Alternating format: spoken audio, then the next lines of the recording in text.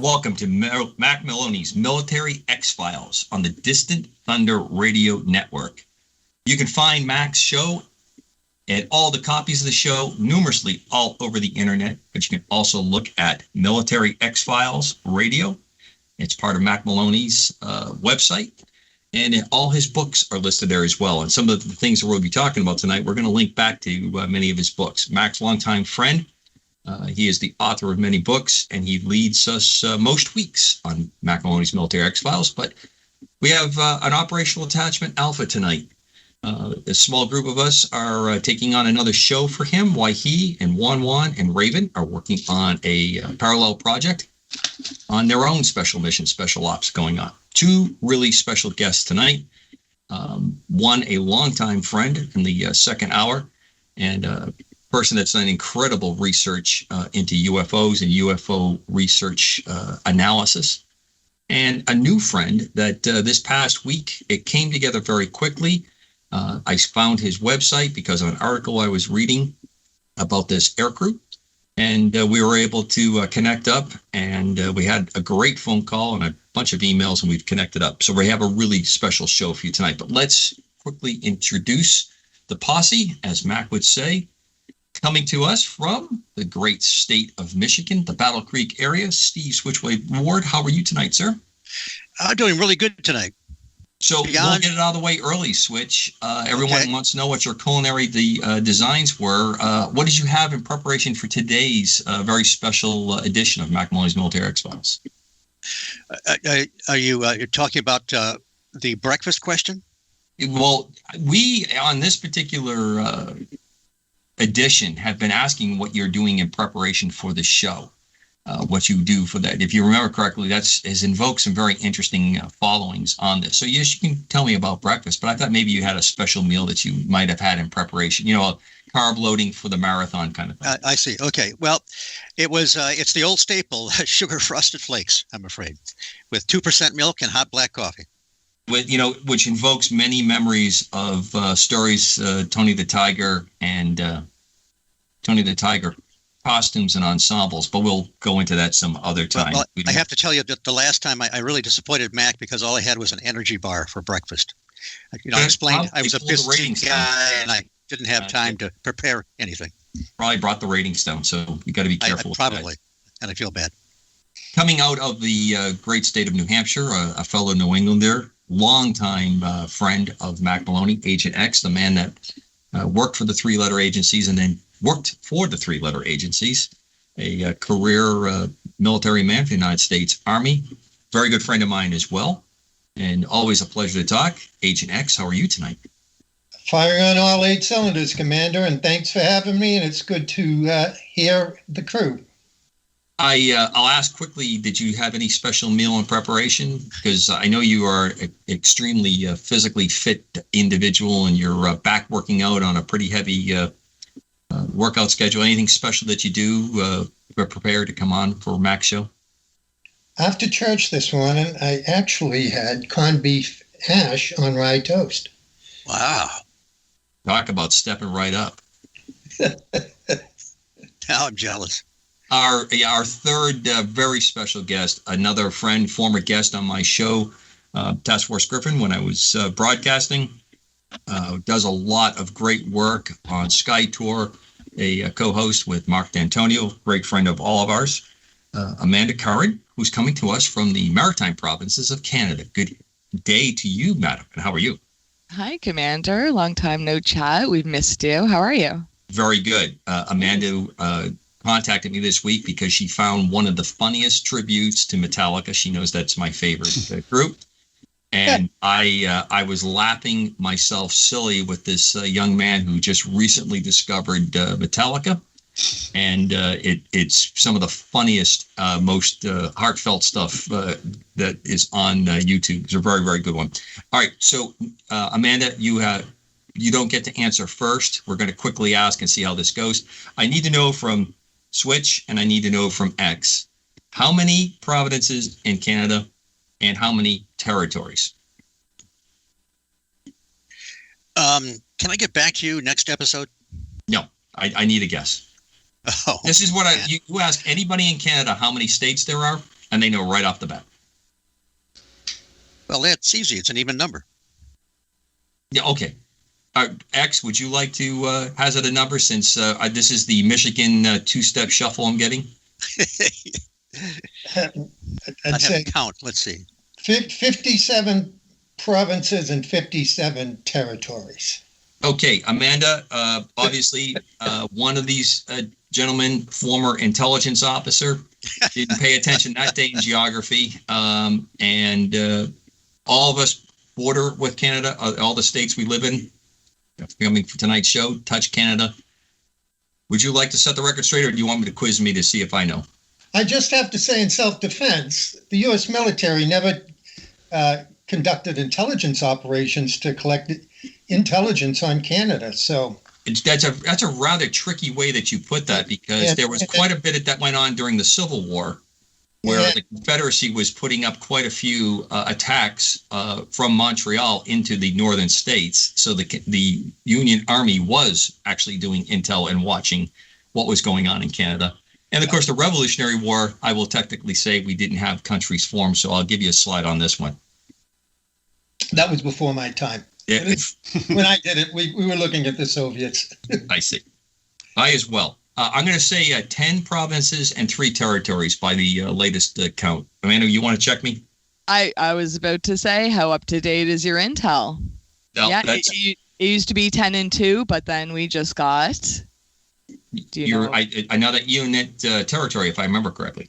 Yeah. Do you know the name of it? No, I don't. None of it. None of it. There we go. We'll have none of it. And none of it. yeah, and it was added as another territory. So 10 provinces and 3 territories is most up to date. Sorry for dating your show, Mac. But yeah. I would have probably been short 1 or 2 provinces, and I would have had no clue about territories. Yeah, that's great, Switch. I always like a good submariner when they slide across the line. This is what I would have said if I really was playing. That's wonderful. Look, we've taken enough time on geography and fun with maps and fun with flags. Our guest tonight, first hour, Clint Hayes. I consider a really good friend because of our great calls and leading up to this show and our shared interests. We've had some interesting intersections in our lives here that we didn't know about until we started talking about his great work.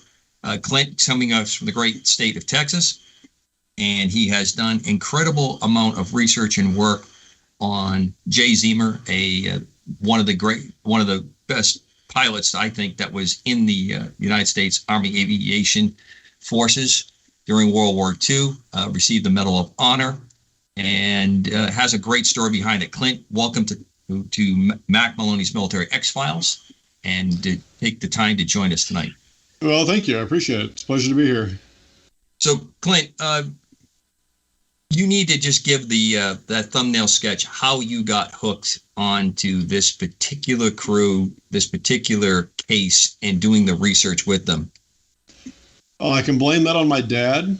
Back in 1993, I was in the process of looking for subject material for my first serious effort at a feature screenplay, and my dad knew that. My dad's a private pilot, has been since the 60s, and he was in grade school during World War II, so like a lot of kids back then, he fell in love with the B-17 and with the P-51. He sent me, and we've both shared a love of World War II aviation. So he sent me a book called Flying Forts by Martin Caden. And he said, read the first chapter, that's your story. I said, okay, well, I'm hooked. So I went ahead and read it. And he couldn't have known then what kind of snowball he was starting. Right. Because I was 24, 25 at the time, and now almost 30 years later, I'm still working on this story off and on. It hasn't been steady throughout, but it has been consistent throughout. And there's no other story quite like it. I agree. It's literally one of a kind, and and once you start digging into it, it's what happened with me. I mean, the story that Caden presented was I came to find very soon after getting into it was mistaken and flawed in many respects, but the actual story, the basic story, the heroism and the courage and the grit of this crew certainly came through, and that's the hook for anyone who even has a passing familiarity with the story.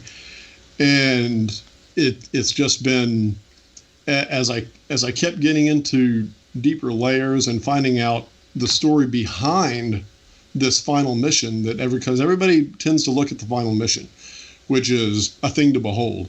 But once you start digging into the story and finding out the real story behind the one that's sort of been passed down over the years, you realize this is so much more than even what that was. And then if you dig even more into the personalities of the various crew members, and especially the two Medal of Honor recipients from the mission, Zeamer and his bombardier Sarnoski, it's just, there's no story quite like it. And there's a reason why I've spent the last, quarter century, literally my entire adult life, working on trying to get this story out there in as many ways and, in as many public ways as possible. It's incredible.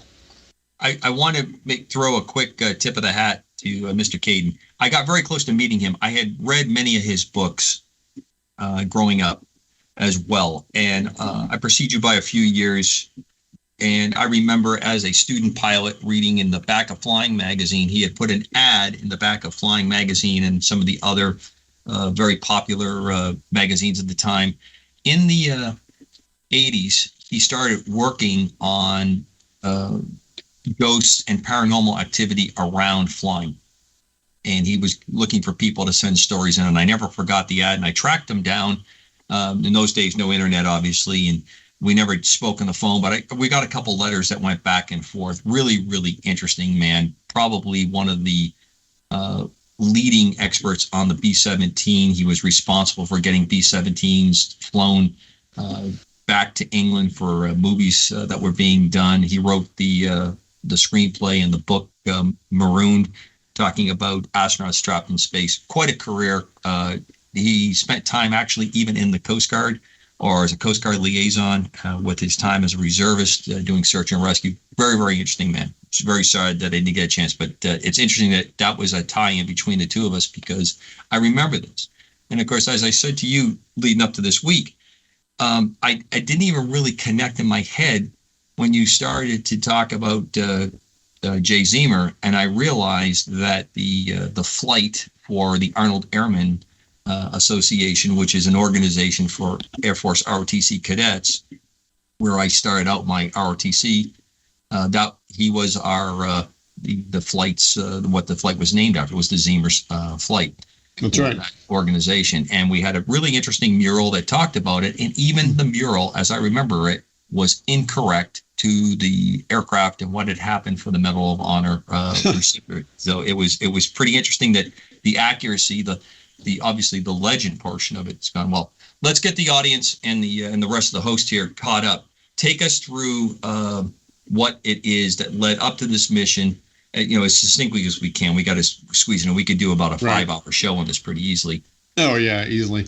Well, I'll start with the mission. June 16th, 1943 was the date of a solo reconnaissance mission that they flew over Bougainville Island.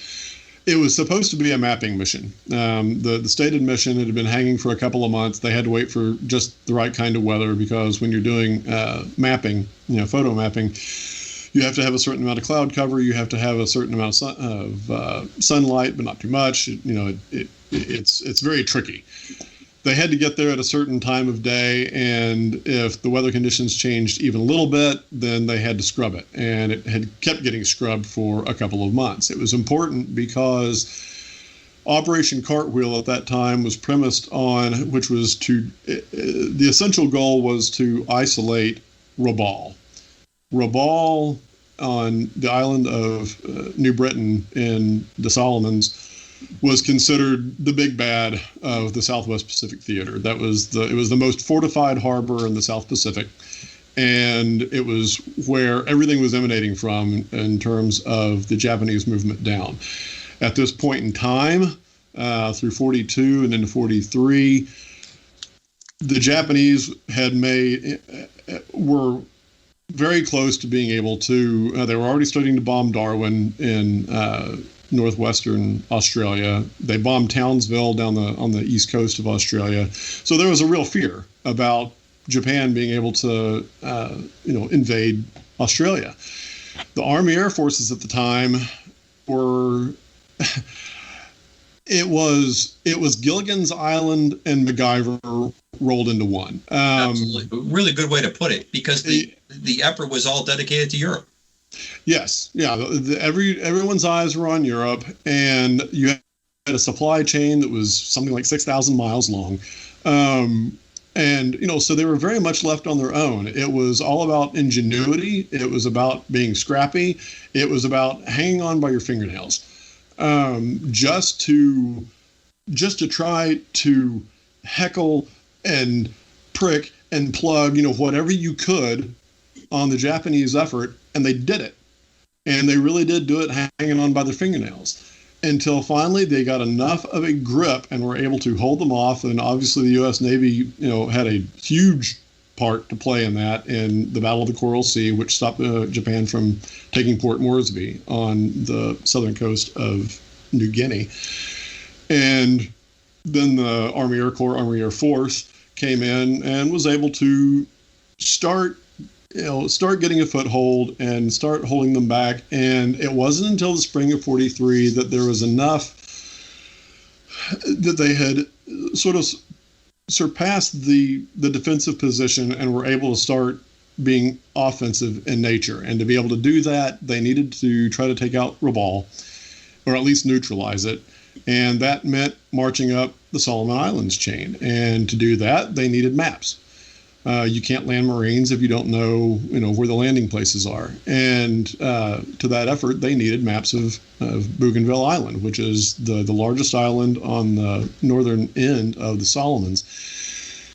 So they kept sending, the 8th Photo Recon Squadron had done a lot of work in that respect, but they would sometimes farm this work out to the various squadrons. They had dedicated B-17s for this purpose. Most of the time they'd use F-5s, which were photo variants of the P-38. But they would use B-17s for some of these long-range missions. They'd put fuel tanks in the bomb bay. There was no fighter support, pretty much in general. There was almost no fighter support for any of the bombing raids in the South Pacific. They just didn't have the capability at that point. So you would send these lone B-17s out on these 8-hour missions with no support. And Jay Zeamer was the kind of guy who didn't like to take any chances. So he and his crew, when they got hold of this particular B-17, decided to Zeemerize it, as they like to call it. And the B-17s in the Southwest Pacific usually had 12 to 13 50s on them already. They wouldn't come from the factory that way. There was a whole lot of engineering done, modifications done in theater, where they'd add more nose protection. They'd put twin 50s in the radio hatch. That wasn't enough for Zeamer. He knew what he was going up against. When you're flying a mapping mission, you have to fly straight and level. You cannot deviate from that, or you get blurred maps, which are worthless. And this particular mission required a 22-minute run down the west coast of Bougainville. So that's 22 minutes of level flight at 25,000 feet, leaving a bright white contrail behind you, alerting everybody in the area, hey, we're here. So he decided that he wanted to take after some of his friends down in the South Pacific. He mounted a 50 on the deck of the bombardier's compartment that he could fire himself. Just pointed straight forward. He said it would fortify him when he had to turn into some of these Japanese planes. He learned the technique in the 22nd Bomb Group, flying B-26s, that the Zero with its fixed guns, if they turned into them, the Zeros would keep trying to turn to get their fixed 30s on them, and they would literally just roll them over on their backs. And by the time they rolled over and went past them, then the rear gunners in the B-17 or the B-26 for that matter, could rake them as they went by. It required a certain kind of flying, certainly not the kind of flying that most B-17 pilots were used to flying, but it was effective. And he used this technique very fruitfully, especially on that last mission, because when they were leaving that morning, he had gotten a call the night before saying they needed to add a recon of Buka Island, which is this little bitty island on the northern tip of Bougainville that had an airfield. And there had been intelligence that the Japanese were moving a lot of Zeros, Navy Zeros, down to Buka, getting ready for an attack on Guadalcanal.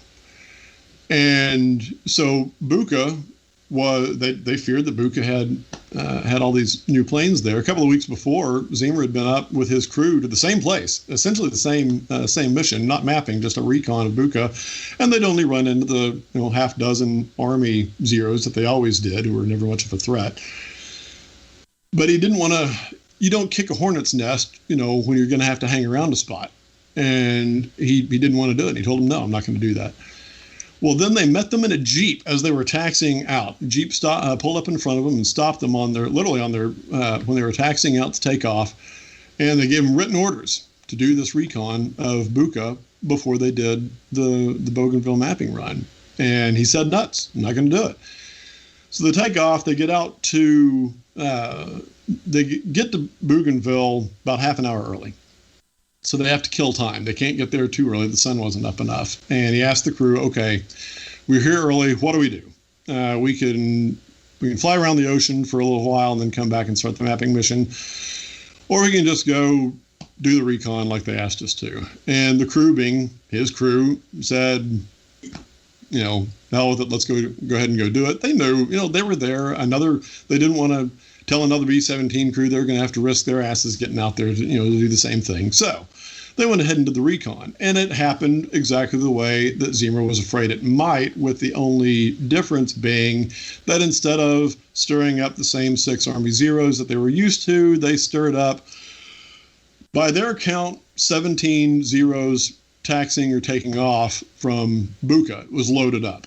Right. And they proceeded to go ahead and do the mapping mission. It had to be done. It was perfect weather. They didn't know when it was going to be able to be done again. So they went ahead and did it. With about a minute left to go, according to Japanese records, a total of 8 finally caught up with them.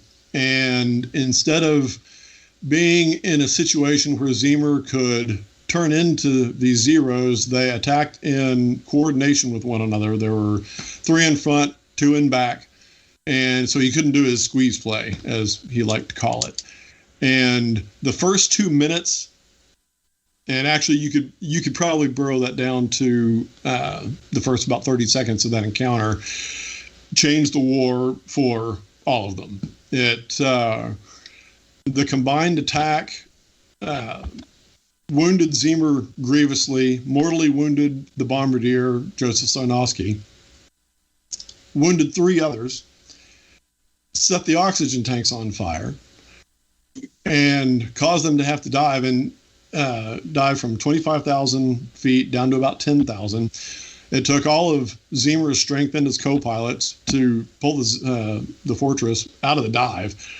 And the Zeros followed them down. And they had a running engagement for the next 40 to 45 minutes with these Zeros that would circle around. They'd line up on either side and then circle around to the front, because the 17 was always weakest on the front. But that's where they'd concentrate. So that's where, the forts down there always concentrated most of their firepower on the front. Unfortunately, all of the forward firing guns had been knocked out. So Zeamer at that point was able to start doing his squeeze play and turning into one and then the other, where he just, he'd crank it over. And being the engineer that he was, he knew the limits of his plane. He would fly the B-17 to the absolute limits of its design, not past. He knew, like I said, he knew his plane, but he had scared enough people off from wanting to be on his crew that it helped distill things for people who wanted to be on his crew. He had exactly the crew that he needed on his aircraft. He and Sarnoski handpicked them, and they weeded out the misfits and the screw-offs, which is ironic because the legend of the Eager Beavers is they were all legends. They were all misfits and screw-offs, the dregs of the squadron that he put together. It was this whole Dirty Dozen story, when in fact it was the exact opposite. He had a crew of very cool professionals like he and Sarnoski with him, and that's what they did. And for 40 to 45 minutes, they put up this running fight until the Zeros finally gave up. Most of them were out of fuel. A couple of them had to limp down. One of them did go into the ocean, and then they had to get back. Well, Zeamer was fading in and out of consciousness, and the co-pilot, who miraculously was uninjured, took care of the rest of the crew while the top turret gunner took the flight controls for an hour and a half. And Zeamer, being the guy who, he wanted everybody versed. Preparation was the name of his game. He was a Boy Scout. He was an Eagle Scout at the age of 13. And he was all about preparation. He said that fear comes from lack of preparation. So they trained and trained and trained. And, so everybody had flown the plane, at least some.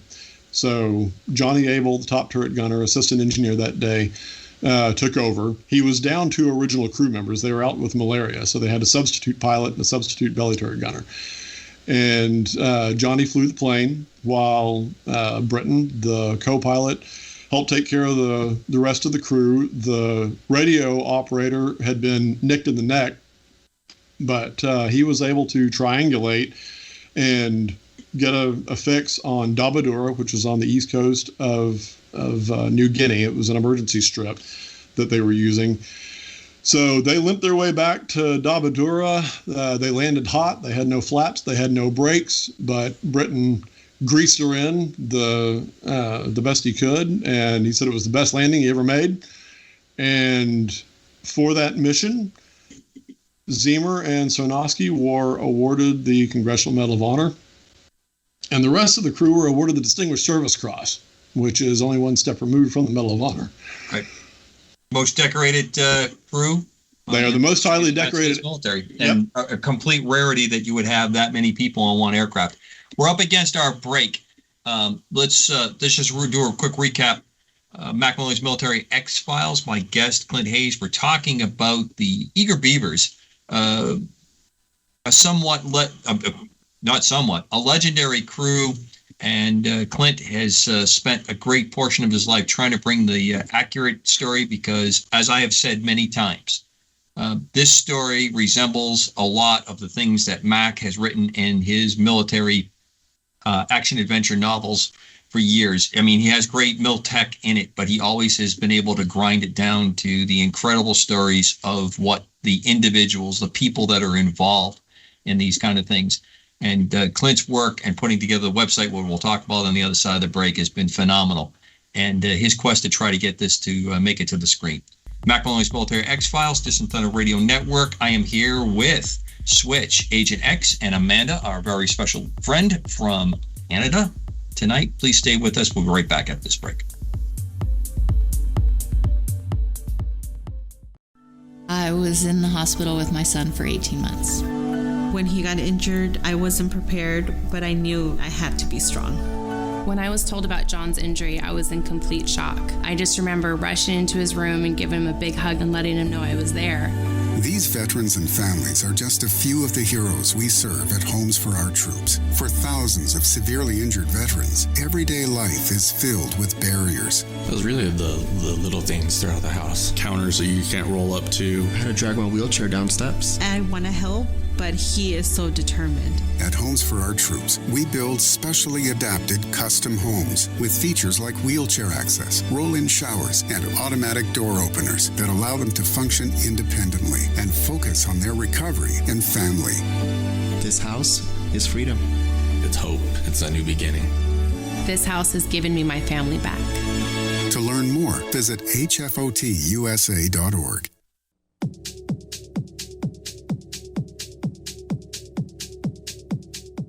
Welcome back to Mack Maloney's Military X-Files on the Distant Thunder Radio Network. This is Commander Cobra running the operational detachment tonight. Why Mac and JJ and Raven are off doing a special project, one of their special missions. With me tonight is Switch, Agent X, and a new friend to Mack Maloney's Military X-Files, Amanda Curran. She's coming to us from the Maritime Provinces of Canada, where we have learned earlier in the show that there are 10 of, and recently added a territory for 3 territories. So it's important that we keep current with our neighbors to the north. Clint has been our guest tonight. With us tonight is Clint Hayes. He has a lifelong, or at least a lifelong adult passion on a group of men that flew a B-17 in the South Pacific during World War II, recognized with 2 Medal of Honors and distinguished crosses for all the other members of the crew. It's an amazing story leading up to it. It also has a lot of intrigue. Clint, before we jump into a little more of this and the goal that you have in talking about the website, I want to start with X. X, did you know much about this mission? And and what do you think? I was only vaguely familiar with it because it was the U.S. Army Air Corps. I did not know the detail that we just listened to, and I just found that was fascinating, especially to include that the B-17 was effective against the Zeros, at least more effective than I would have thought, having seen the movie that was called Fortress that came out about 15 years ago, and the fortresses were really like paper thin. So no, I had not known that much. I do know, and I was going to ask the guest to comment on it. I've been told, I don't know if it's true, I've tried to look it up and can't verify it, that the U.S. Army Air Corps in World War II had more losses than the U.S. Navy and the Marine Corps combined. It was a very dangerous job. Can you shed any light on that, Clinton? Yeah, sure. I do believe that that's correct. That's mostly due to the European theater. It's funny because the European theater was literally the polar opposite of the Southwest Pacific in every conceivable way, literally and figuratively. Obviously the fatality rate of Europe was horrific. It wasn't matched in the Southwest Pacific, but the Southwest Pacific had features, obstacles in it that Europe never had to face. The distances flown were much larger. Instead of having 4 or 5 hour missions, they had 2-day missions. These missions could last 17 or 18 hours because the distance having to be covered. They're having to fly from Australia to New Guinea and then out to the various islands or far north New Guinea that they are having to either recon, bomb, whatever. So yeah, the fatality rate in Europe was far higher, but the nature of the war in the Southwest Pacific was you had to see it to believe it. When I said it was Gilligan's Island meets MacGyver, it's not really far-fetched. They were having to their supply line was stretched so thin and the dust was so bad that they were having to, in the early days, they were having to patch bullet holes with flattened tin cans. They were having to cannibalize their planes to be able to get others flying. The B-17s from the very early stages of the war that came up from the Philippines, the 19th Bomb Group, were so beat up that they were repeatedly having to be flown when they should have been scrapped. It was an exercise in grit and determination and innovation that you didn't see in Europe because it wasn't as necessary, because it was it was the primary. The South Pacific was the ugly stepchild, and they just had to make do with what they did. And it's just amazing what they were able to accomplish with as little as they did. Amanda, you're probably obviously the youngest, but you also have a very unique kind of a clean slate on everything around on the story, and not a lot of direct experience, but you have always demonstrated to me a keen sense of being sensitive and getting a really deep understanding of people. That when we've talked about them and other people that we've collectively been in the same room, same virtual room for the shows. What's your impression of what you've heard so far? It's fascinating. I personally have not heard the story. I wasn't aware of this. I was just wondering, from what I read, they were known as the Eager Beavers because of their constant volunteerism. I'm just wondering, maybe you could shed light on this. Were they volunteering for everything just to get experience and do their part so they could run missions like this final one in June of 43? Or were they volunteering for ones that maybe other groups were shying away from? Or what they just wanted to help their country and couldn't help but be involved? Like, why were they the Eager Beavers? Why were they always the first to volunteer everywhere? That's a fantastic question, and the answer is yes. To all. Now you know why we spent the extra money to bring her in virtually from Canada for this show. Right. Yeah, no, it's a great question, and it has to do with the nature of the two men responsible for putting the crew together. The feature screenplay that I wrote and the miniseries adaptation that I've created from it are both titled Above and Beyond, and for a very specific reason. Jay Zeamer and Joseph Sarnoski, from birth, had this trait about them. They set incredible standards for themselves, and high standards, and met them all the way through. And Zeamer especially, when you start getting into the backstory there, he pushed himself all the time. He set these goals for himself. He wanted to be an Eagle Scout at the age of 13. He did it. This is a guy who, when he failed the Navy flight exam because of his vision, he spent a summer using an eye technique that was later disproven to work scientifically, and yet in 3 months he fixed his eyesight with it and passed the Navy exam. Yeah, I mean, the guy, he's a thing to behold. He was first put into the B-26. The B-26 did not fit his personality. He was in this plane for 16 months. He was never able to transition from the right seat to the left seat. He never became command pilot. And that's one of the reasons why in a theater where they were short on co-pilots already, short on personnel, he finagled a transfer himself from his B-26 squadron into the 43rd Bomb Group, flying a plane, the B-17, that he had never flown before. And yet, in 6 weeks, he went from self-described squadron errand boy to command pilot nominated for Silver Star. It's just his nature. And so he put this crew together, and he was always volunteering for missions. He wanted to fly. He had loved airplanes since he was a kid. He got his pilot's license before he went to war. He was the manager of the flight club at MIT when he was there. This is a guy who was always pushing himself, and that's the crew that he wanted, and he got it. They handpicked this crew, and he was always volunteering for missions, and they were fine with that. They wanted to move the chains. They were a lean forward group of guys, and it's not, and I want to be careful, because it's not that they were braver or more courageous than any of the guys down there. They weren't. All these guys, put themselves out there in ways that that you would expect, especially from that generation. In fact, they repeatedly have stated that over the years in the writings that are left behind by the members of the crew that survived.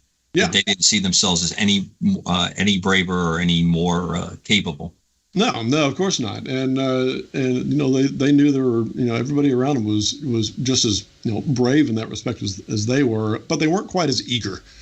And I think that's a little bit of the difference, is that, and I've talked to other veterans down there, and lots of them actually, and they all said a similar thing.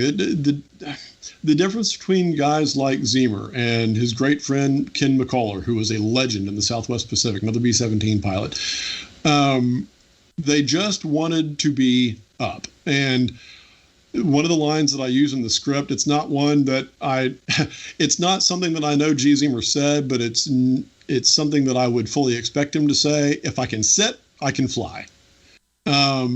He didn't like sitting around. And that's why even though they were starting to fly regular combat missions almost every day, come May 1943, they're now the tip of the spear. They're up in Port Moresby. They're actively in combat for the first time almost since their inception. It's what they had been working towards.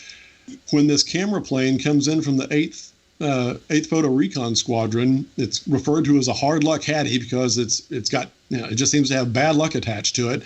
The tail number is 412666. So, that's where they got old 666 from. And, this plane just had this reputation, but Zeamer sees it as an opportunity. So they loaded up with 3 more guns than most of the 17s down there had. It had a total of 16. It had twin 50s in the waist, which is quite possibly the only instance of that in World War II on a plane that was going to be used in combat. Right. They experimented with it in the European theater, but the B-17s were too heavy, and it turned out not being helpful. But for their missions, going up against with that kind of situation, they wanted as many guns as possible, and they wanted to fly as much as possible. They wanted to move the chains. They didn't want to be sitting around. They would rather be flying than sitting, and they wanted to do it as much as possible. Switch, give me your take on this. You and I, we've talked a lot of military parts and pieces. What's your reaction to all this? You served in an extremely demanding crew ship. So you understand that crew philosophy and when everybody next to you is dependent on the person next to them doing their job and covering for each other. Right. It just gets to be a matter of habit and, making sure, you don't want to miss labeling a gauge improperly on your logs, anything like that. Yeah, I've never heard of this story. And, one thing that occurred to me, I wondered, was there any recognition at the time? Obviously not prior to a mission, but were they had all these decorations. They were certainly recognized by the military, but did they get any? Was there even a newsreel dedicated to any of their missions? Did people at the time know about them, or maybe just shortly after the war?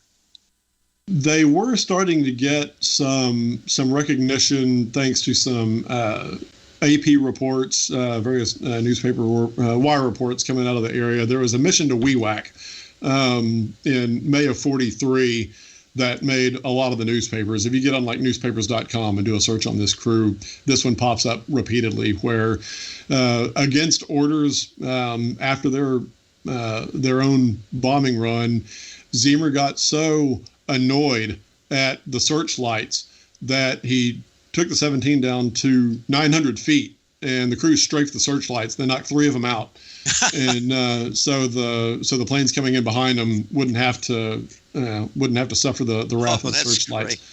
Great. And that got some notice. Now, what's interesting is that he was awarded a 2nd Silver Star, and Zeamer himself wrote that it was for that mission. But if you actually look at the commendation itself, it refers to another mission that I can't even find any details on. I know that it happened. It's in his logbook, but there didn't seem to be anything special about it.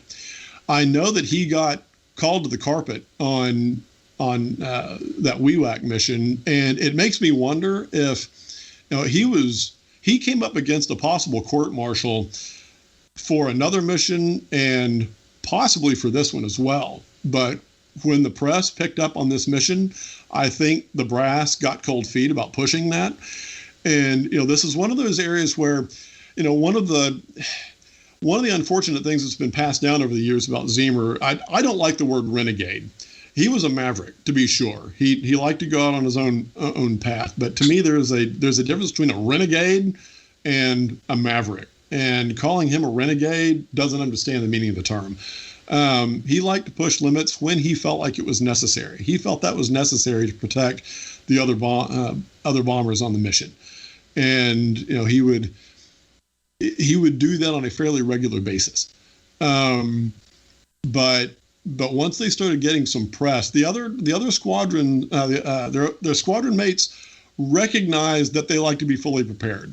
They did get a reputation for that. And once they started calling themselves the Eager Beavers for their constant, volunteering, the rest of the squadron did pick up on it. But they also couldn't escape the fact that Zeamer himself and his crew were something different. Most crews didn't take over a B-7, didn't requisition a camera plane with a bad reputation for themselves and then put red tape across the revetment saying "keep out," while they stripped all the armor plating out of it to make it faster and put new engines on it, and take out all the armor cans just because they wanted to get the weight down so it'd be as fast as they could possibly make it.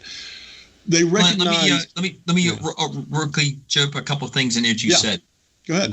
When they did this work on this airplane, they were mostly doing it themselves. Yes. This Pacific, South Pacific especially, did not have a lot of pilots, didn't have a lot of navigators, bombardiers, crew members, and the same thing went for their maintenance crews. So this is another thing about Zeamer's background that when you get into the website and when you start to do a little research that Clint has compiled, you find out that he was truly an engineer. And I wanted to throw that in there, that the mascot of MIT is a beaver, nature's engineer. And I always thought that was kind of a unique crossover. I don't think that it was intentional. I have no way to know now. But I thought that was kind of a unique tie-in to it. But that's funny. Now you know what? I never noticed the B-17 like an A-17. He flew it like an attack platform, and that is another part of this that I think is critical background to what's going on. The bomber philosophy and the massed formation and the daylight precision bombing. That was the core understanding of where the United States was with its bomber fleet going in. You have the South Pacific was because of the conditions they were in. They were taking bomber airplanes and turning them into attack airplanes. The work that was done under General Kenny, another famous aviator that comes out of this Pappy Gunn. Flying his activities in there. That was a show that I did in the past on him. They were modifying airplanes in a way to turn them into an attack platform. That's what Jay Zeamer did with his crew. But he goes a step that is just so overlooked.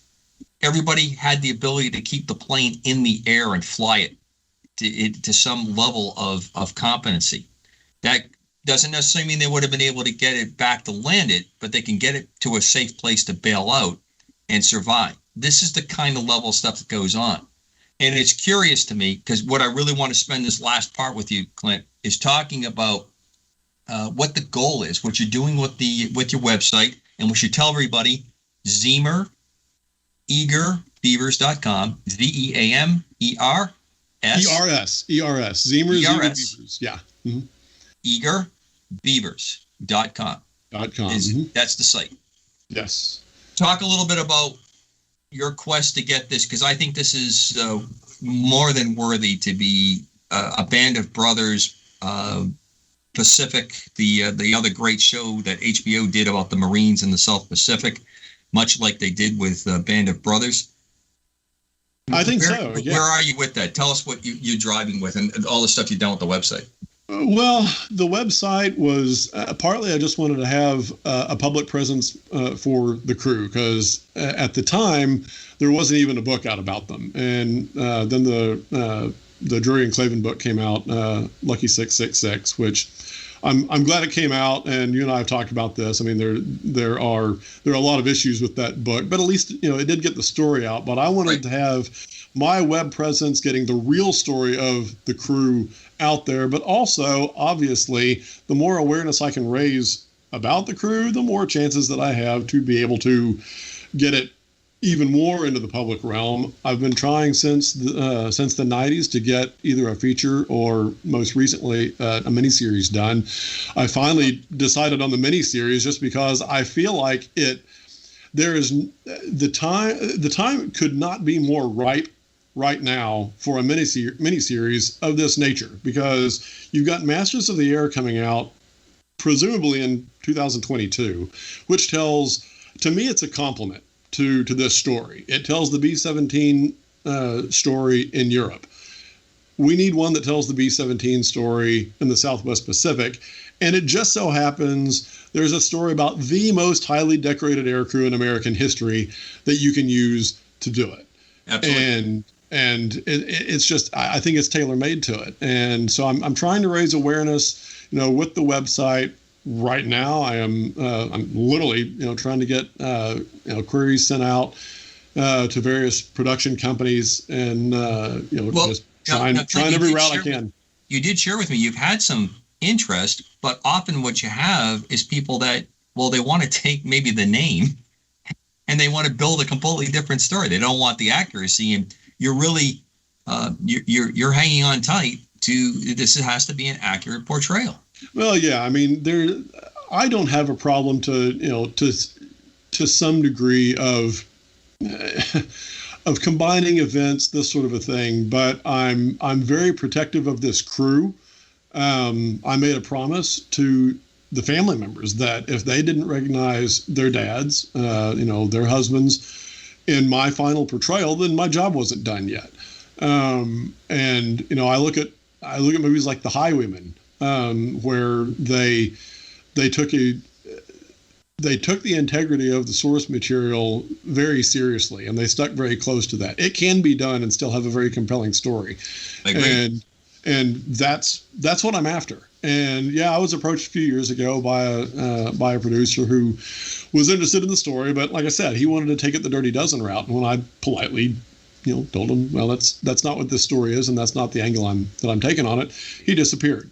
So I'm trying to hold out as much as I can for someone. This story needs a champion, and it needs a champion the way films like Forrest Gump and The Princess Bride, people who found the source material, and The Highwayman, who found the source material so compelling that they felt like, okay, this needs to not change. This story needs to stay the way it is. And we just need to hold on to it as long as it takes to get it told the right way. And that's what I'm looking for. And there are people out there to do it. And I sure hope that as Mack he'll be cracking up when he hears this. I hope Mr. Michael Bay catches this broadcast, because I'd love to see him get behind this, because he is what he did with 13 Hours. The Benghazi story was incredibly accurate, incredibly fair, and the action fit. All right, working around the guests, Amanda, any comments and thoughts as we're coming down to the end here with Mr. Clint Hayes and talking about Zeamer's Eager Beavers? Well, you were mentioning that they modified the planes and quite the engineers as well. I thought I read something on your website that one of the planes was recovered from like a military plane graveyard, and parts were used for another plane. What did the plane crash, or is that where like the planes go when they've been retired? Or can you touch on that story? Real quick. Part of the legend of this crew is that they pulled this plane out of the graveyard and got it back to flight status, and that part is simply not true. The plane was already flying. It had been made airworthy already. The 8th photo was already flying it, but it kept getting shot up, and it just got a bad rep. So the 8th was very happy to unload it back on the 65th Bomb Squadron, and Zeamer was very happy to accommodate them in that. And they went ahead and they augmented the plane. They didn't get it back to flight status, but they did Zeamerize it. Like I said, that's what they like to call it. They did soup it up and get it up to their specifications. Was this old 666 or a different plane? Yeah, this is old 666, and there's some confusion about the name because some some outlets refer to it as Lucy. Zeamer had it named Lucy 2 days before that final mission, is my understanding. And he named it after a girlfriend at Langley, but he got married. No, not Lucifer then. No. Okay. No, it was named for. Although that a very interesting tie in there that you would pick up. Well, I heard someone mention paranormal early in the show, so I thought, okay, we have a graveyard, we have Lucy, what's going on here? Well, the other thing that you're touching upon there, Amanda, there is kind of a paranormal in that it's absolutely incredible, and the outcome of this mission reminds me of a great book that I read about a year ago, with an Irish warrior, Celtic warrior, because they were able to successfully win this battle. It turned everything else. This particular mission and the ability to bring back those pictures did have far-reaching implications to how they were able to defeat and start to Island Hop. And that it has tie-ins to so many things that went on, because ultimately getting a place for a B-29 that could reach Japan was the goal. And this was a critical step in reaching that. Yeah, it definitely was. And Clint, I was just going to say, it reminds me, I know it's apples and oranges, a little bit of the Major Greg Boyanton Black Sheep Squadron story, because they were Marines. They flew Corsairs, which was considered not fit for prime time. For carriers, that's correct. They were mostly butter bar pilots with little experience, and that went well. I mean, when I say went well, I mean that's a proof of concept for this type of story being popular to the people. Actually, you bring up a really great point, and I just quickly want to make this point. They are portrayed as screw-ups. They were the dregs of the Marine Corps, and that was played up very, very sadly in that series. And many of them were very upset in the later years for the terms, because that is not what it was. They were pilots that were caught in different places between squadrons and assignments. Right. And right. Bollington, because and one of my heroes, I'm looking at a signed autographed picture. He flew with a friend of mine that was a Flying Tiger. When he was a Flying Tiger, and that picture was passed to me, one of my heroes. But he had the ability, like Zeamer, to figure out, how do I get these people together? Right. How do we grab the gear and let's get into the fight? Right. And that's what it's making me think of. And also, you're right about the intelligence collected at Rabaul was critical. Yeah, there are a lot of parallels there, both in how they were portrayed and how they weren't portrayed. How they should have been. And yeah, I mean, just the fact that there has been the Baba Black Sheep. But when you look at just the last few years, I mean, it's really incredible that I first started trying to push this story on during the 50th anniversary of World War II. And I thought after Saving Private Ryan that the war genre in general was done. I felt like, okay, well, Spielberg's done this, masterpiece on World War II. I guess that'll be the end of that. Instead, over the last, 7 years, we've had Unbroken, we've had Darkest Hours, we've had Midway, we've had Hacksaw Ridge. We have the announcement this past fall of a miniseries on Audie Murphy, who is one of the most highly decorated soldiers of World War II. And now we've got Masters of the Air, the miniseries coming out. We've had Band of Brothers in the Pacific, obviously. I mean, it's incredible to me how much interest there still is, because Hollywood doesn't make films for audiences that don't exist. Right. They know that people are interested in these stories, and I think because of the broader culture issues that are going on right now, I think people are even more interested in them and feeling a need for them than ever before. And that's why I feel like the timing could not be more right for this story to come out. Well, we've been talking with Mr. Clint Hayes, Zeamer's Eager Beavers, ZeamerBeavers.com. His website talking about Jay Zeamer and an incredible group that he led on a B-17 to do an incredible mission with that had far-reaching impact to the South. And it's a great story, and it's his story of how he has worked for 30 years to get this to be the accurate portrayal and keep it the standards is equally impressive. And I want to throw one last thing before we go. My mother's birthday is 16 June. She was 4 years old when this mission occurred. And she's still with us, and I will be reminding her soon on her birthday when we're together for that. And it's my wife's dad's birthday as well. Well, there you go. There another tie-in between Clint and I. We found that we had a number as we got together on this. Mack Maloney's Military X-Files on the Distant Thunder Radio Network. My guest on this first hour has been Mr. Clint Hayes. Incredible story. I thank you so much, Clint, on behalf of Mack, for taking the time to come with us. And I look forward to when we have you on again, when Mack's at the helm. We can get you back on. Maybe we'll have a positive update of where things are at. Well, it's been a lot of fun. I really appreciate the chance to talk about this crew. I as you can tell, I can do that for quite some time. And well worthy of it. But also take a good vow for yourself, because I think you're fighting the good fight here. And I think Jay and the rest of the gang is looking down and smiling in support. Well, I hope so. I appreciate that. Mack Maloney's Military X-Files will be back after this. Please stay with us.